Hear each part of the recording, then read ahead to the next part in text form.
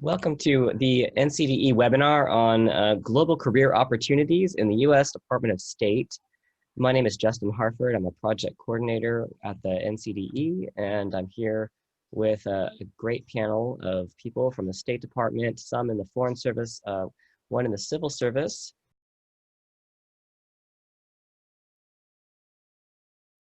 So for the first question here that I'm going to direct at my panelists,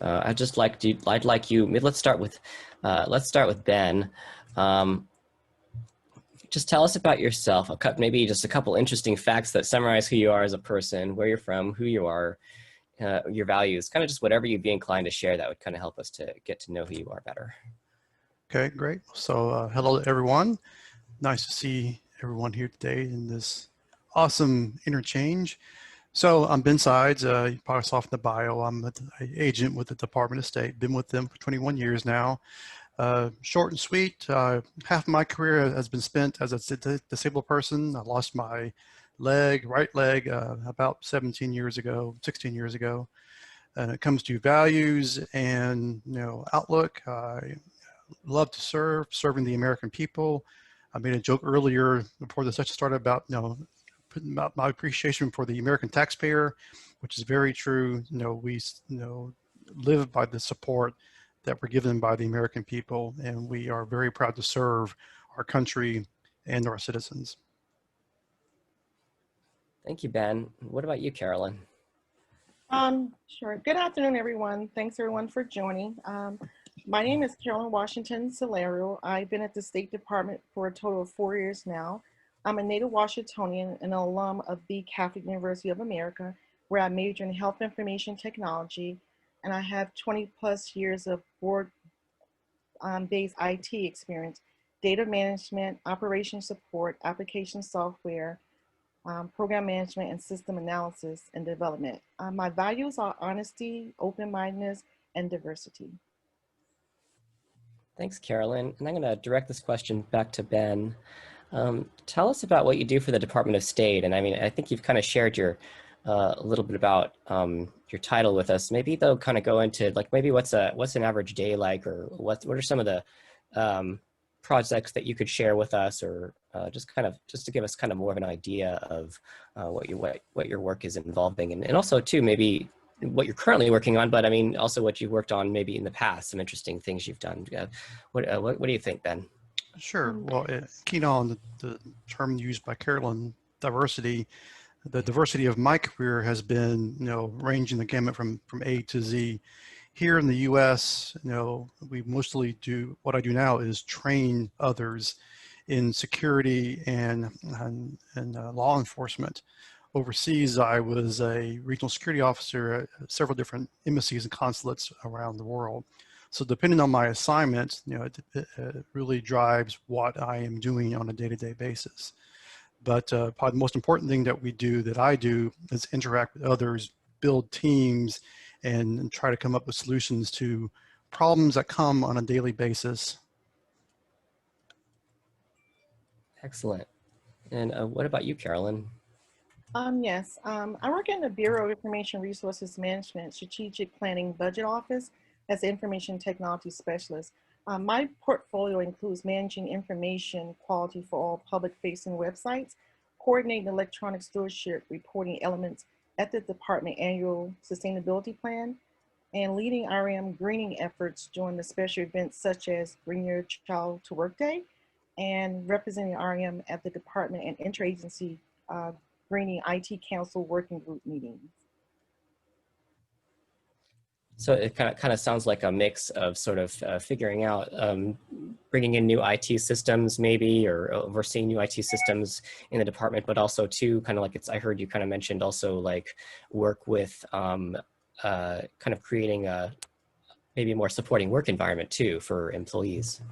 Yes, and the major thing, the public facing on websites, as you know, the State Department, stakeholders on the outside, when they go to the State Department and they view our websites, if something's wrong, I am the person that hosts that mailbox. So if something's wrong, you see something's incorrect, I receive an email, and then I have to find the person in the department to send that request to, and they have about 120 days to either fix it or appeal it. Got it. Excellent. Ben, what Sorry, countries? Justin. Yes. Sorry. This is Monica. Alex has joined the webinar Oh, as great. well. Thank you. Welcome, Alex. Alex, could you? I'm going to go back to the first question here. Alex, could you tell us about yourself? Maybe just a couple interesting facts about yourself. Just for example, it could be a couple interesting facts, values, whatever you'd be inclined to share to kind of help us get a sense of who you are. Sure, happy to do that, Justin. Sorry to everybody for not getting online a little bit early. So Alex Barrasso, I've been with the State Department for over 21 years now myself, and originally from New York City. Outside of work, my interest, really my main interest is chess. I'm totally blind. In terms of values, I would say integrity, honesty, open-mindedness are the three big ones for me. And what do you do in the Department of State, Alex? So by cone, in the Foreign Service, I'm a political officer. We've got five different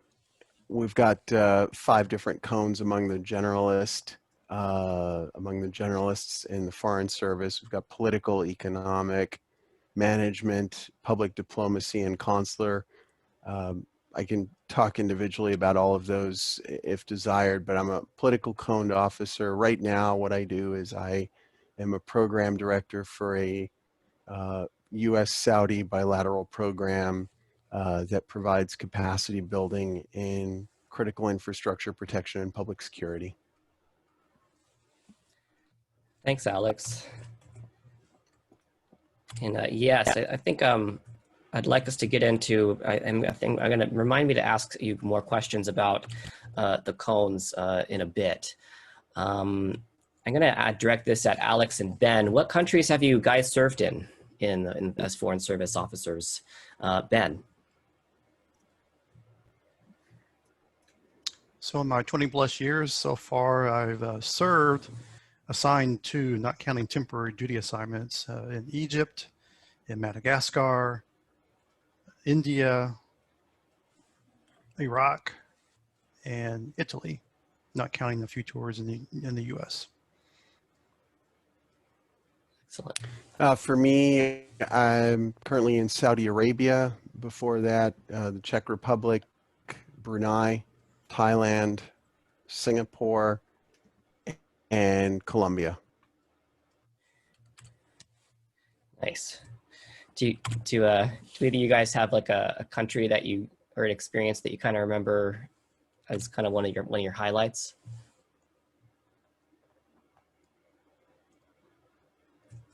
Two things. Colombia was my first tour. I met my wife there. Apart from that, my other favorite has been Brunei, where we just really connected with a wide range of people, expats, locals, diplomats, people that we're still in touch today, even though we haven't been there for the past 8 years. Nice. What about you, Ben?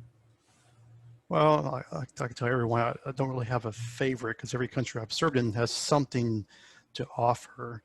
And that's not a wishy-washy answer. It's just, depending on the tour and depending on the people you interact with and what's going on. Like I was in Egypt when 9/11 occurred. Very interesting time for sure, because we were at the embassy involved with, trying to track down the terrorists and those type of criminal leads at the time to assist with that investigation as well. But, it runs the gamut. But every country had something to offer in terms of interest levels and also, things to do outside of work, whether it's tourism, visiting historic sites, interacting with different cultures, learning how to, sample a wide variety of offerings in food and drink, that's for sure. Nice. Thank you. I'm going to direct this next question to Carolyn. Carolyn, what interested you in a career with the Department of State? What attracted me to the Department of State was their mission to lead Americans' foreign policies through diplomacy, advocacy, and assist by advancing the interests of the American people, their safety and economic prosperity. Thank you. Thanks. What about you, Alex? So for me, it started when I was a senior in high school. I took a trip from New York to Washington with about 30 other classmates after we had spent a semester doing research on either international or domestic issues of interest, and we arranged meetings in Washington with officials both from the US government and foreign governments who were working on our range of issues. And one of our stops was at the State Department. But before we got to talk to the regional specialists about the issues we wanted to discuss, they threw a curveball at us. They put us in front of a recruiter, and he talked about the Foreign Service a lot. And I thought, this sounds like a lot of fun. A job where I get to travel, meet new people, learn languages, experience different cultures, represent the United States, and actually have this be my job. I thought that's fantastic. And I was literally hooked from that point on. Before that trip, I had planned on being going to law school after college, and immediately just completely switched gears.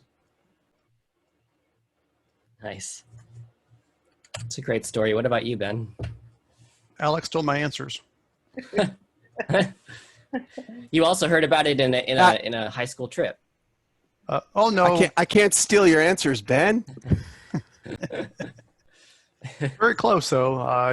I was, my first brush with the Department of State, I was a Marine security guard way back when, late 80s, early 90s, was exposed to the Department of State while serving at embassies overseas, and for very similar reasons why Alex mentioned, the exposure to traveling, serving my country, experiencing different cultures, learning languages on the government's dime, really, really appealed to me. And so I made the switch over a long time ago. I've been very satisfied ever since. Nice, nice. Did either of you get a chance to study abroad or have a previous international experience? I did get a chance to do a short study abroad in Germany right after my freshman year of college, and then a much longer study abroad, a full academic year in Italy as my first year of grad school. Nice. Oh.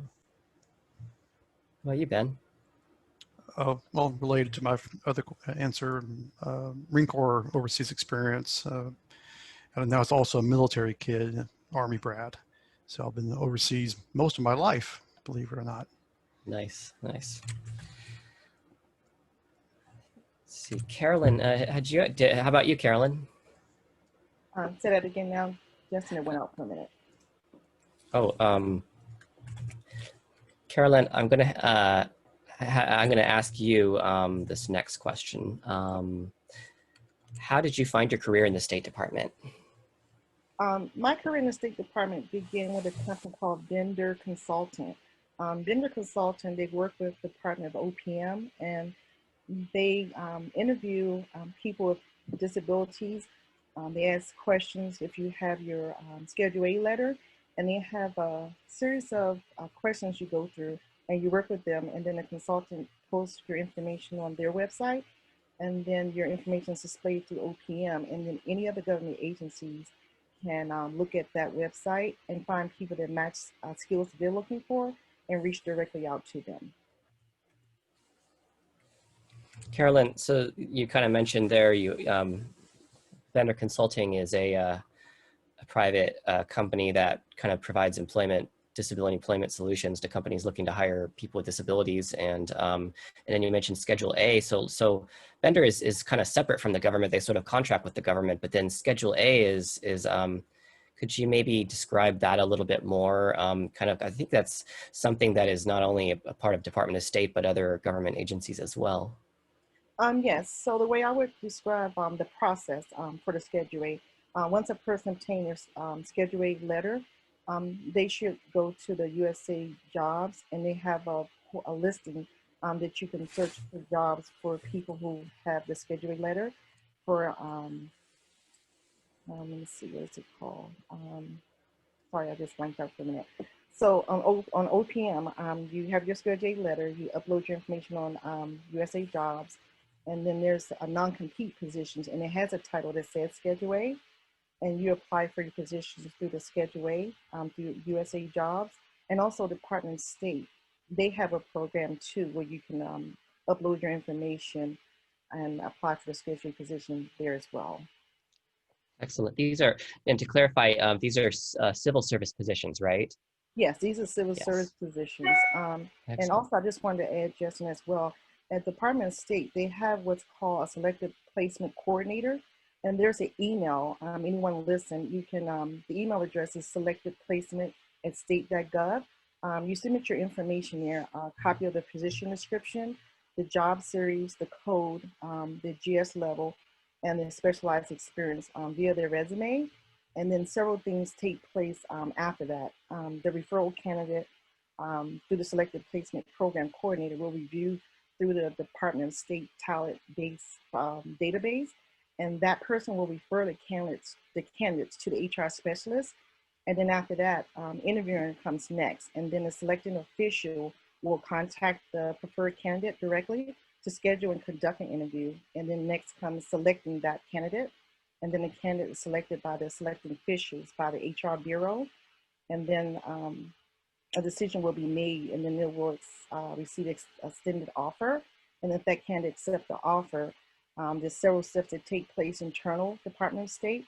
They process a new hire, and a few more steps after that. And then the last step for Department of State, your official State Department employee through the Schedule A. Wow, thank you, Carolyn.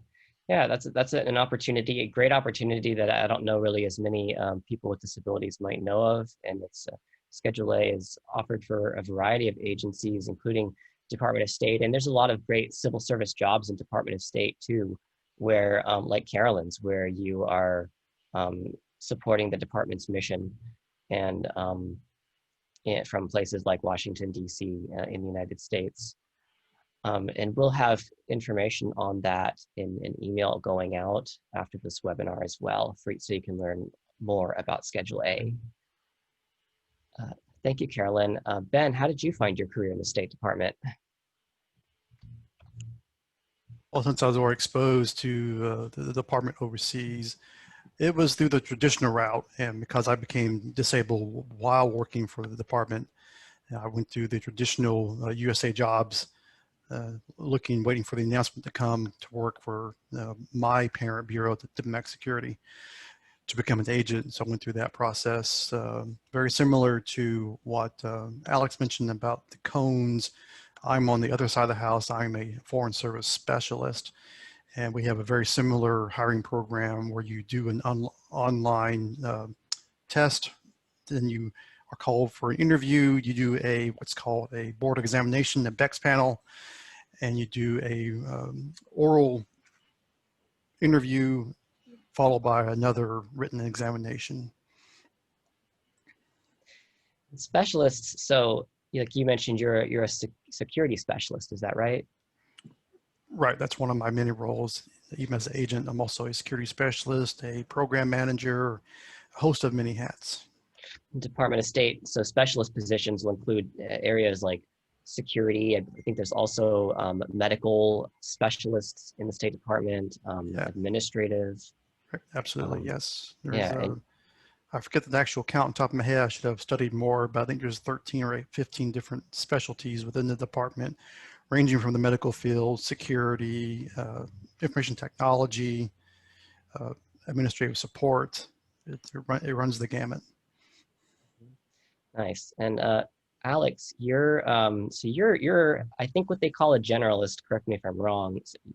So why don't you tell us about how you found your job and got into the State Department? Sure. So just to build on, before I do that, just to build on what Ben said Yes, there, please. the specialists, the options for specialists, I mean, including things like construction engineers, financial management, human resource management, of course, the medical and security that Ben spoke about, information technology. So that it's a very, it's a fairly long list that is really covers a wide ranging skill set. As far as myself, so I had to go through, like Ben, the foreign service exam process. When I took the exam, it was written. I think now they, as Ben said, I believe in some, if not all cases, they have shifted to an online format, but it was written. I had the exam questions. I had them in Braille, and I provided my answers to the proctor, who was putting them down on the answer sheet. For the ones that were multiple choice, for the ones that required some writing, I was allowed to use a computer to write my answers and then print them out. That was step one. Step two at that point was going directly to the oral assessment. There's now kind of a third phase in between, which revolves around, I think, 6 different questions that you have to respond to in writing. I think they call it personal narratives, if I'm not mistaken. Anyway, that was not part of the process when I entered. I went straight to the oral assessment, and there, although they Kennedy, call it oral, there's I have emergency. Can you help me? um, there's there was a fair amount of writing in the oral assessment, which I also did via computer, and the reading materials I had in Braille. And then you actually find out on the day you take the oral assessment if you passed, and if you do pass, and if your score is high enough, you know, basically the higher your score, the sooner you'll get an offer, depending on the available vacancies.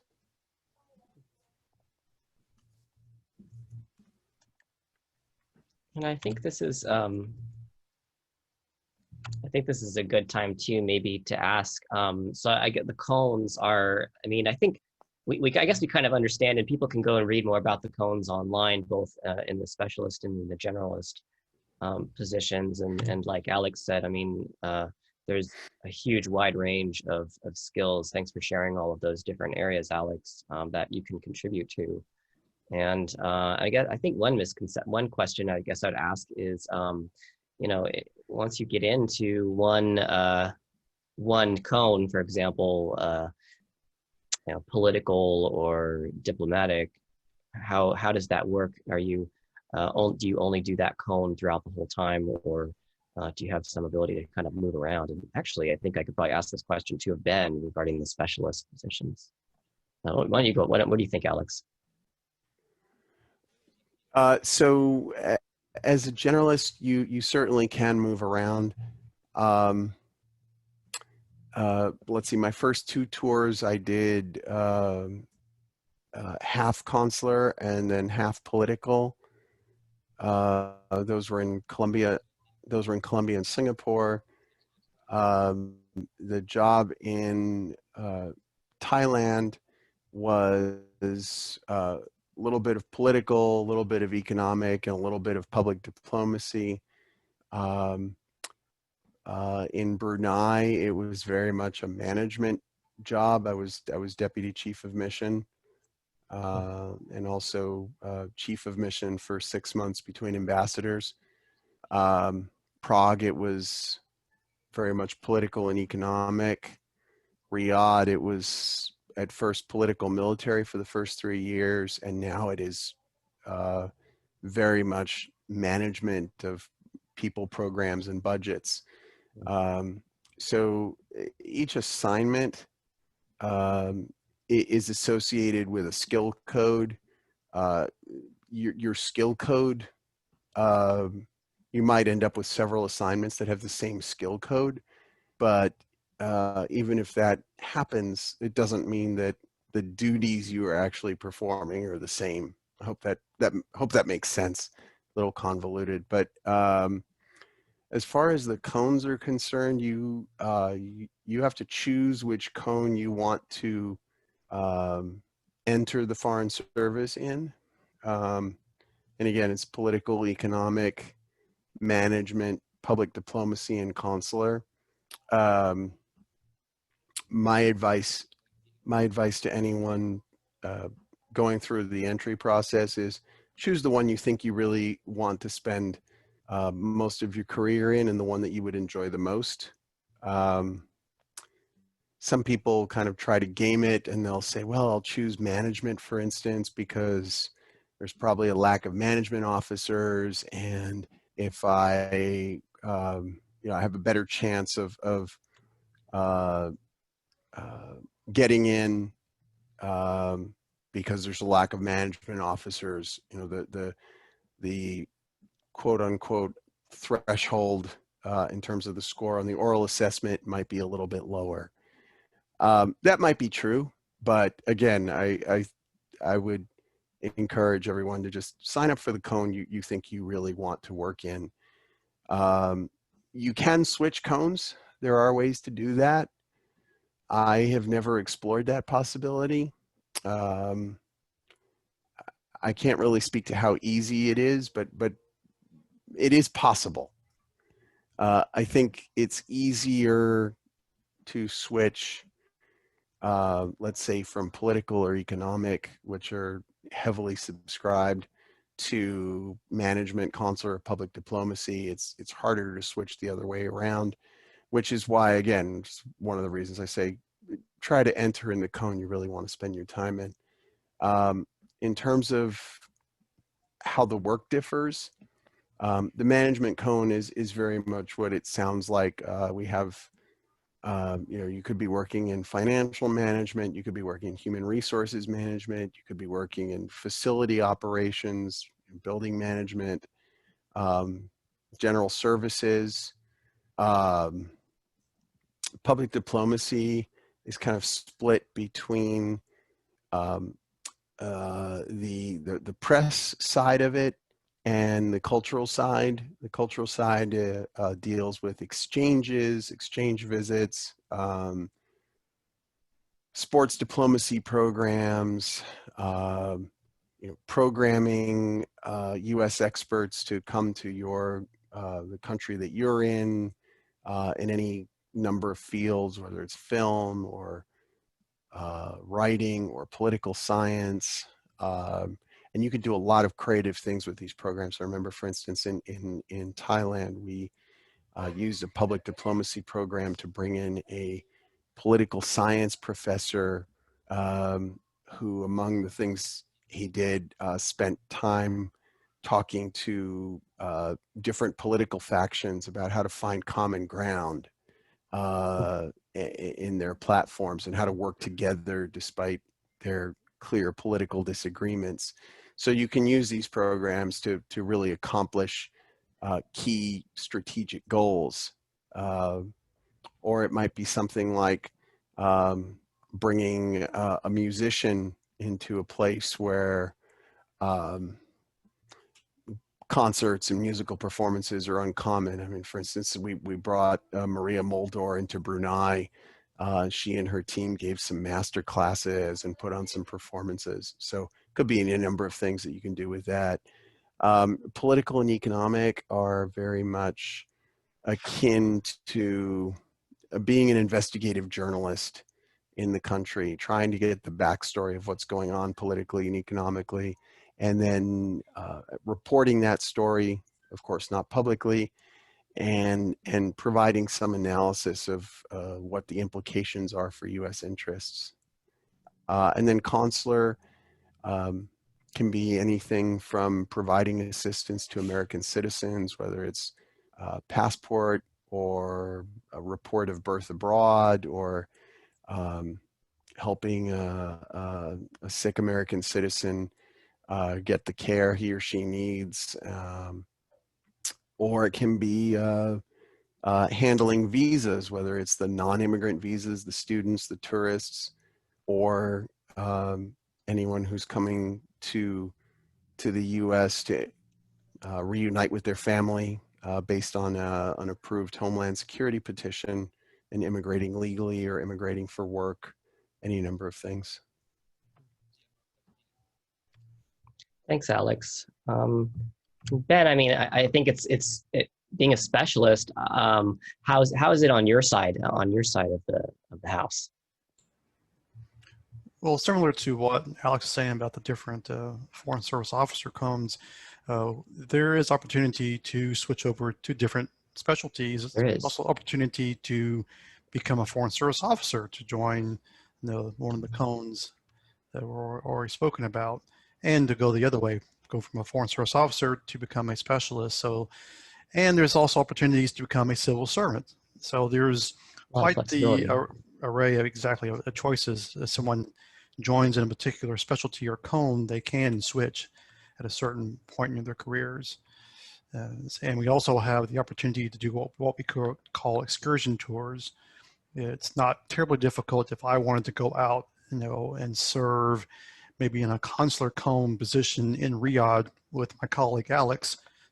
I can try out to bid on that position, advocate for it, and possibly be selected. I've known many specialists in the department who have done that for like a 2 or 3 year tour, gone out and tried out different jobs. Some of them, to seek out new opportunities, others just to, get away for a while from their regular duties, just to, do a little bit of travel and to, experience other things. Nice. Nice. Thank you. The next question I want to direct to Carolyn. At one point, you spent a year in what is called the Office of Accessibility and Accommodations, OAA. And I wonder if you could tell us about OAA, what you did for them, and how this opportunity came about. Yes. I worked in the Office of HR, GTM, OOA, which are the acronyms for that department, the Office of Accessibility and Accommodation. This opportunity came through a program through the State Department called Flex Connect. It's a program that facilitates domestic intra-departmental career development details. It bridges assignments and project-based opportunities open to civil service and foreign service employees. And during this opportunity, I serve as assistive technology specialist, providing services and support to department employees who require assistive technology accommodations to have equal access and capabilities to perform their duties and responsibilities. The Office of Accessibility and Accommodation Department is responsible for oversight office for compliance to the Rehabilitation Act of 1973, as amended by the ADA Amendments Act of 2008. I supported and work with employees as well as my colleagues on assistive technology team on integrating assistive technologies into the workplace and fulfilling their accommodation requirements. So during this detailed job that I did, which consists of 3 months, I really enjoyed helping and learning of all the different tools that were available for people to help them to get their job done. So I really enjoyed that. Thanks, Carolyn. That's great. Yeah, I mean, those are all great examples of how, in the State Department, both in foreign and civil services, you have a lot of flexibility to be able to try different things and to develop new skills. Let's see, I'm going to ask about disability questions. Alex, I'm going to ask Alex, how does your disability, what does your disability mean for your work? You mentioned you're blind, and what kinds of strategies or reasonable accommodations have helped you to be successful? So I think in terms of what it means for the work, um, well, let me talk about reasonable accommodations first. What I have I have JAWS for my computers. I have because there are a couple of different networks we need to work on. In my case, I've got 3 separate networks. So I have JAWS installed on each of those computers. I have a Braille printer on 2 of those 3 networks, and I have a full-time reader assistant that is hired by the department. So that's what. Oh, and then I have a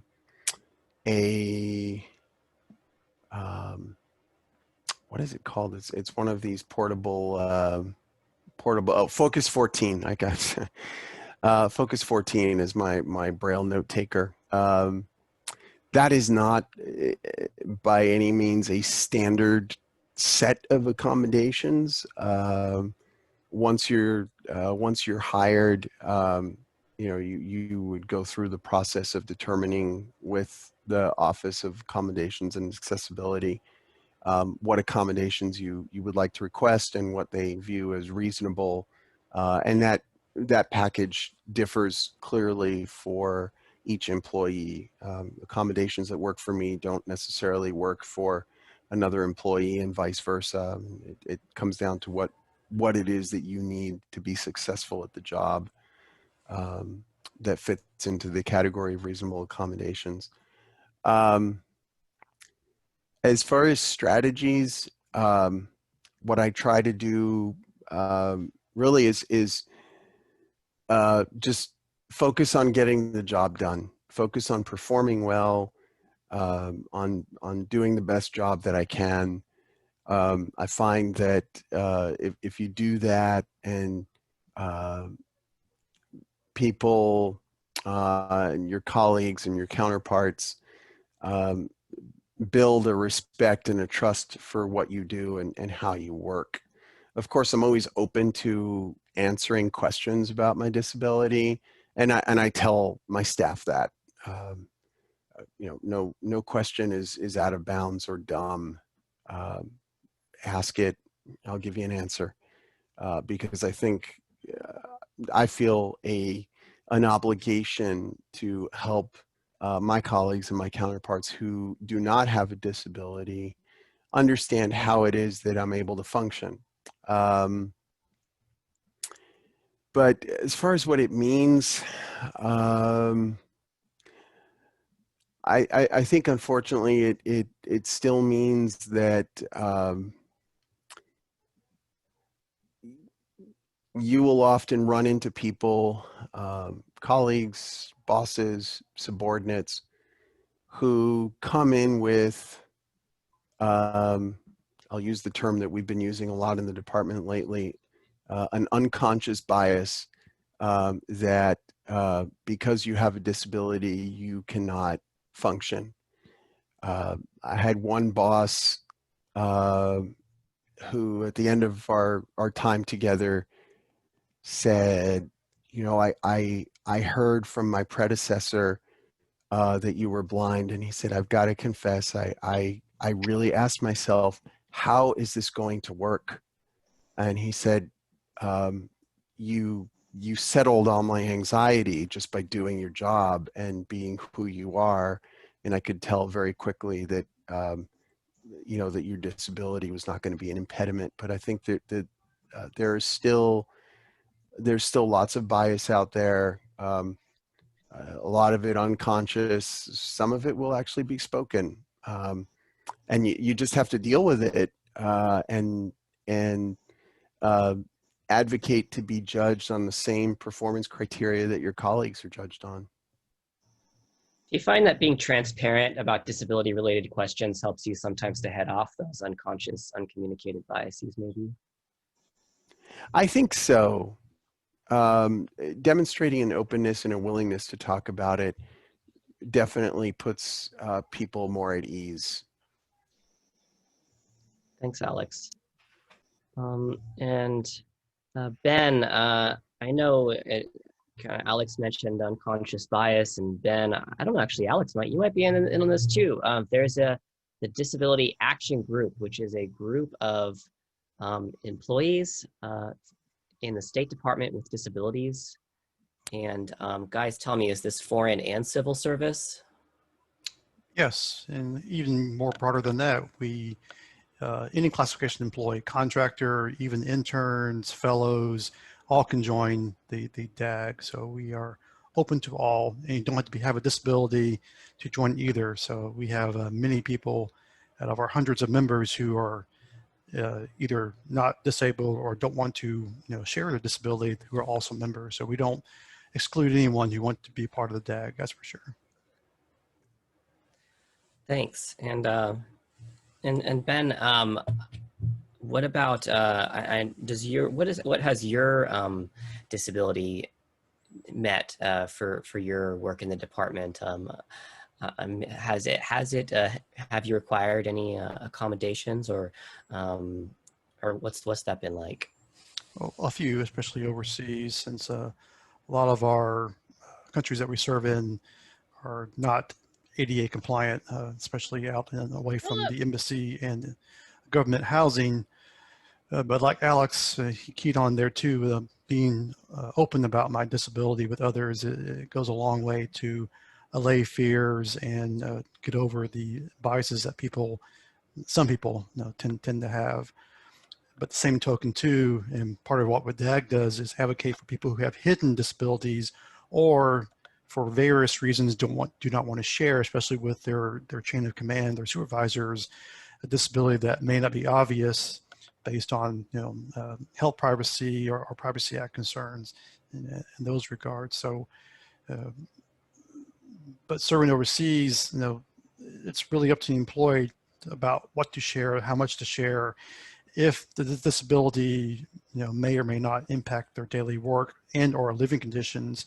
That's why one of the things that DAG is heavily involved in is advocating with our Reasonable Accommodation Office within the department and the department's human resources to take a look at those issues sometimes beforehand to see if they can do some mitigations at some of our foreign locations to make it more disabled friendly. Thanks. Thank you, Ben. Carolyn, Yes. could you maybe share what about your disability? He actually, it was interesting. Ben mentioned people with non-apparent disabilities. I think you have a non-apparent disability. And also if it has met anything for your work at all, or if you've had to use an accommodation. For my hidden disability, thus far I have not had to use any special accommodation. And with the disability that I have, it affects me during the change of the seasons. So sometimes I may have to call out of work a lot for sickness to stay home. But other than that, no reasonable accommodation for work.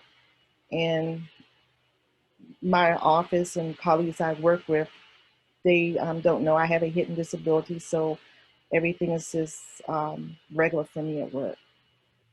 Got it. Thank you. Mm-hmm. Monica, do we have any questions in the chat box? Hey, Justin, yes, we do. Great. Should I go ahead and Yeah, ask let the her rip. questions? Great. So we've got one question. Is there mobility from civil service to foreign service? If anybody wants to answer. Ben or Alex? Ben, I think you mentioned something about this, although Alex too. Yep.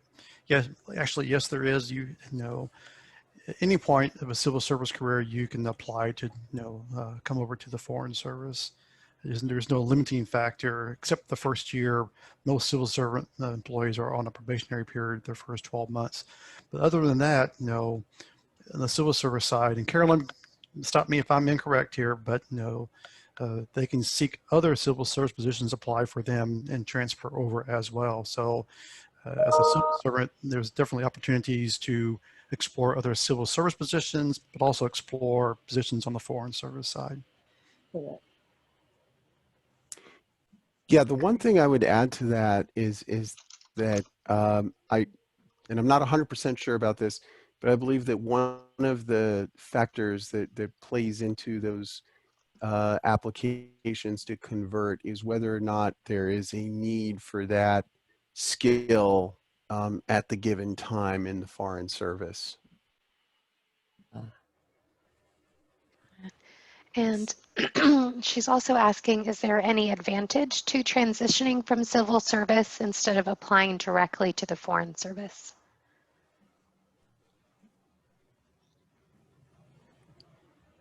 Alex, do you have any input on that? I can take a stab, sure. Uh-huh.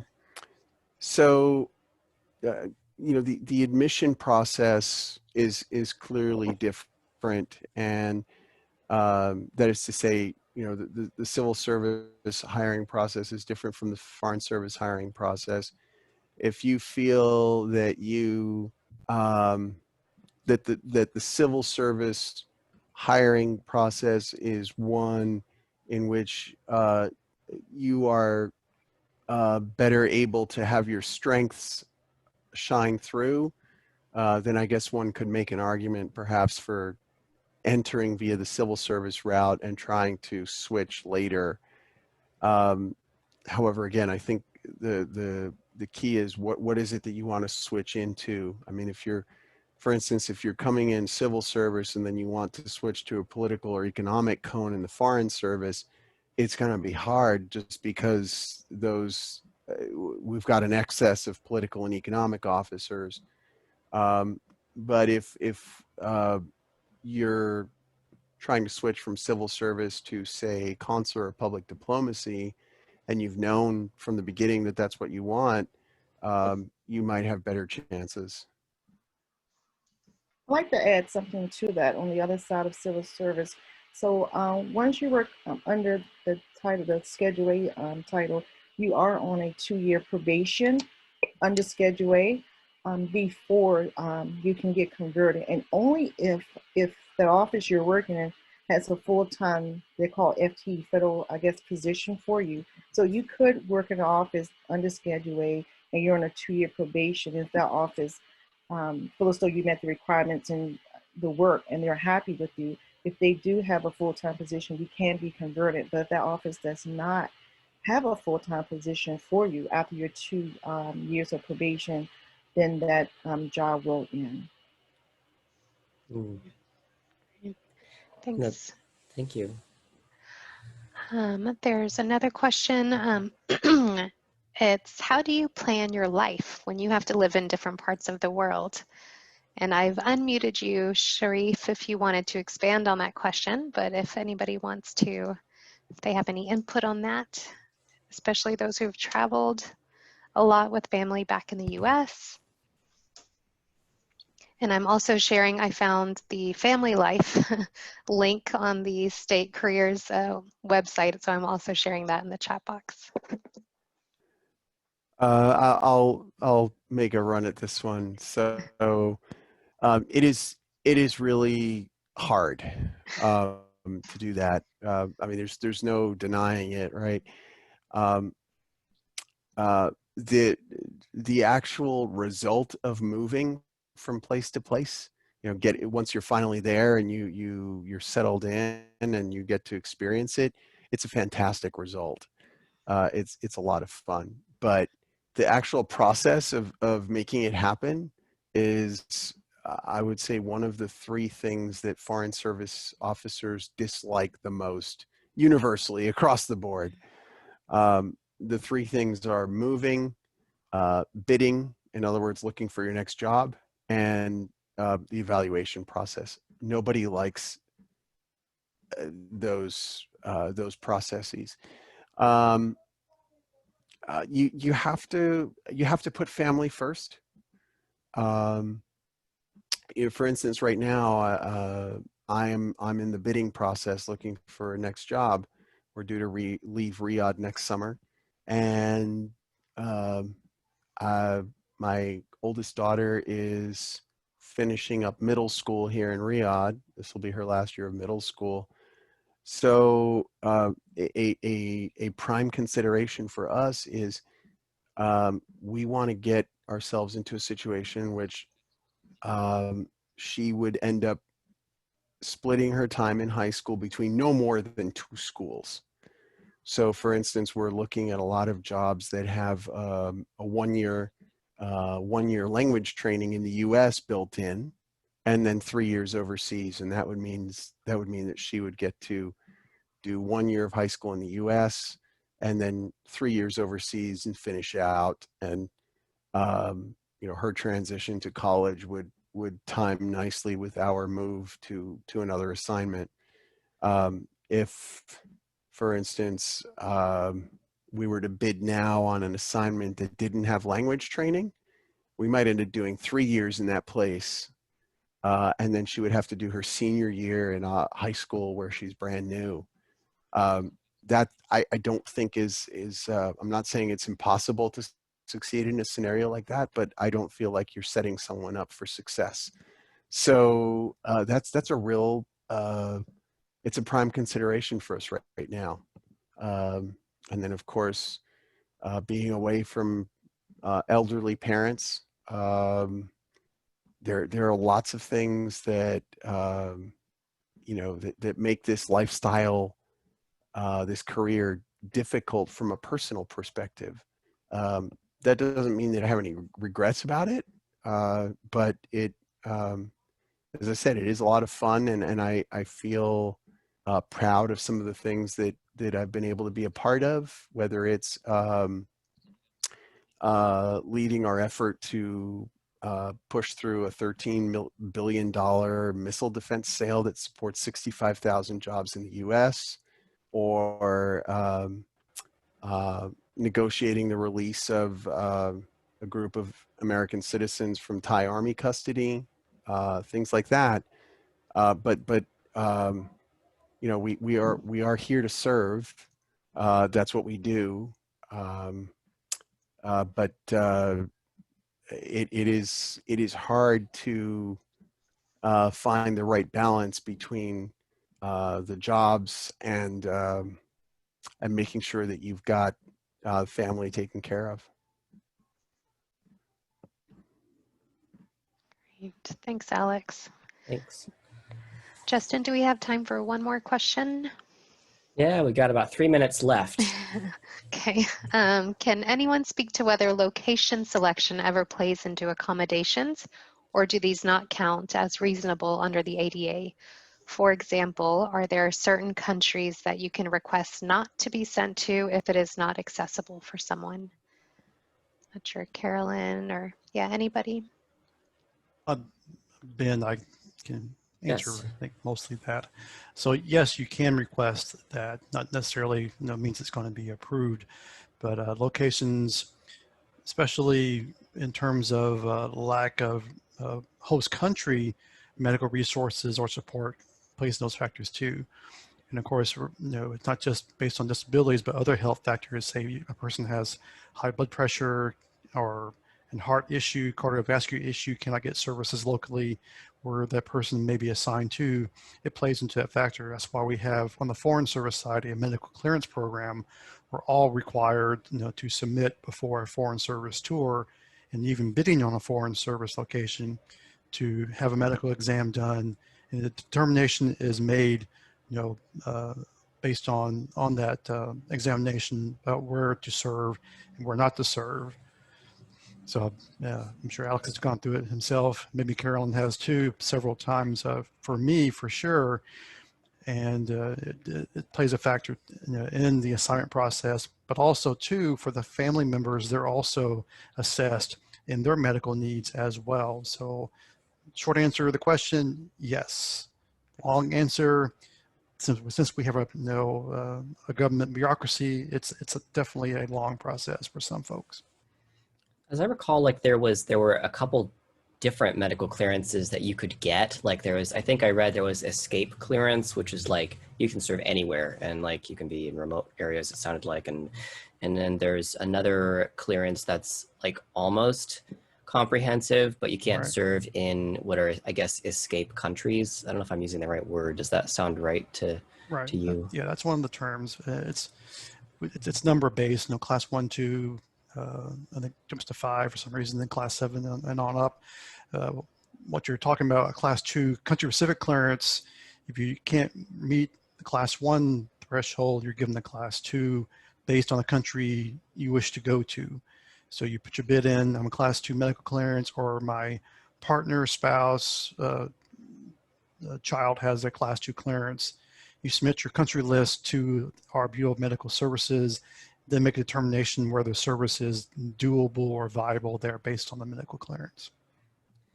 I think there's like certain like I think you're required to do a hardship assignment or a certain amount of hardship type assignments. And how does that work? Can you do like a hardship assignment with a level 2 or level 3 Yes. clearance? It's possible, but again, it's based on your ability to do Yeah. so. There are many people in the Foreign Service who cannot serve in certain countries. They serve as best they can, but maybe they can only serve in somewhere like, I don't know, Canada or maybe, you know, Australia, and they cannot serve based on medical need or accommodation or those factors in a place that cannot support them medical wise or healthcare wise. So the department, you know, it's written in our regulations that that's a Foreign Service employee, that should not be held against them if they cannot serve a certain place based on promotions and assignments. Because sometimes, in many cases, an employee becomes, you know, acquires a condition, health issue while in the service. Their first 5 years, 10 years could be class 1 medical. They can go anywhere. Something develops and they no longer can serve, you know, a worldwide assignment. So there's many, many factors that go into the assignment and bidding process. That's for sure. Thanks. I would like to chime in for the civil service side of things.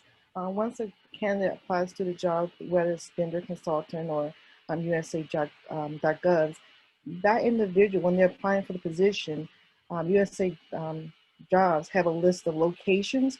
So that person will know upon applying for the position whether he or she wants to travel to different states, state, local, put like it said earlier, put family first. So I know for me, I'm here in the Washington, D.C. area. And so due to my health conditions that I have, there's certain places I know I would not be able to work in.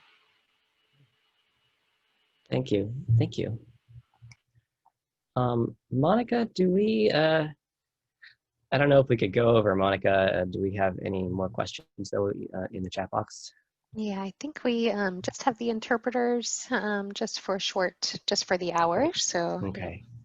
So everybody, that is the end of our webinar. Thank you all so much for your interest in learning about jobs with the U.S. Department of State, both civil and foreign service. Thanks to our panelists also for joining us and sharing about their experience today. If you have any questions, you can feel free to follow up with us at clearinghouse.myusa.org. And also, we will be in touch with a survey and also some follow-up resources. So thank you so much, everybody, and have a great weekend. Thank you. thank you. Thank you all. Have a good weekend. Thanks, Ben. Thanks, Carolyn. Thanks, Alex. Thank you. Thank you.